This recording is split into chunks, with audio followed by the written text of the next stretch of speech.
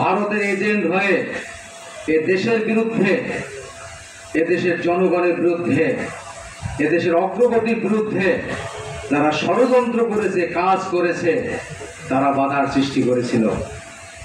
আল্লাহর অশেষ রহমত, গত জুলাই আগস্টে সেই জগদ্দল পাথর এদেশের মানুষের বুক থেকে পতিত হয়েছে, আলহামদুলিল্লাহ।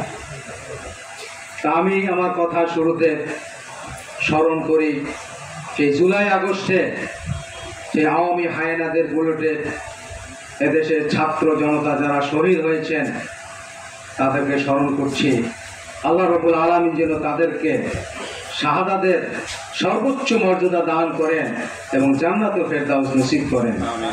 আল্লাহ আলামিন বলেছেন, ওয়ালতাকুম মিনকুম উম্মাতুন ইয়াদউনা ইলাল খায়র, যে তোমাদের মধ্যে একটা দল থাকবে, একটা সংগঠন থাকবে, একটা উম্মাহ থাকবে যারা মানুষদেরকে কল্যাণের দিকে ডাকবে, কল্যাণ সাধন করবে, ভালো কথা বলবে, খারাপ কাজ থেকে ফিরিয়ে রাখবে।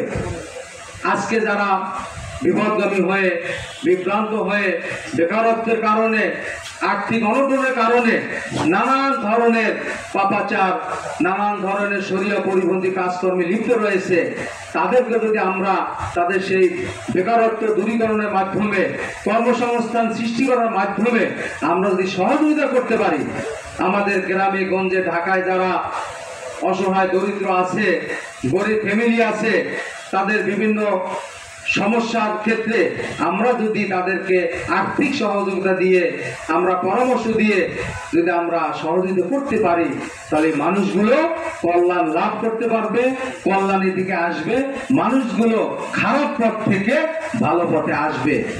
আল্লাহ রাব্বুল আলামিন পবিত্র কোরআন শরীফের যত জায়গায় জিহাদের কথা বলেছেন, আল্লাহর জমিন, আল্লাহর দ্বীন, আল্লাহর আইন কায়েম করার কথা বলেছেন, সর্বপ্রথম বলেছেন কি? ওয়াতুজাহিদুনা ফি সাবিলিল্লাহি বিআমওয়ালিকুম ওয়া আনফুসিকুম। আগে কিসের কথা বলেছে? সম্পদের কথা বলেছে। এখন আপনাকে, আমাকে, সবাইকে আল্লাহ তাআলা যে সম্পদ দিয়েছেন, এই সম্পদের মালিক তো আমি না রে ভাই, এই সম্পদের মালিক তো আল্লাহ। এই সম্পদ আপনি আমি আল্লাহর কাছে বিক্রি করে দিয়েছি। সূরা তাওবা আল্লাহ তাআলা বলেছেন, ইন্নাল্লাহা আশতারা মিনাল মুমিনিনা আনফুসাহুম ওয়া আমওয়ালাহুম বিআন্না লাহুমুল জান্নাহ। আল্লাহ তাআলা আমার এই জান, মাল, সময়, শ্রম, মেধা, বিবেক, স্বাধীনতা, আমার অর্থ সম্পদ সব কিছু আল্লাহ তাআলা জান্নাতের বিনিময় ক্রয় করে নিয়েছেন। সুতরাং সেই সম্পদ, আমার সময়, আমার শ্রম, আমার মেধা, আমার যোগ্যতা, আমার বিবেক সব কিছু আমি এই সমাজসেবামূলক যে সংগঠন, এই সংগঠনকে আমি কিছুটা সময় ব্যয় করব, এটা আল্লাহর হুকুম।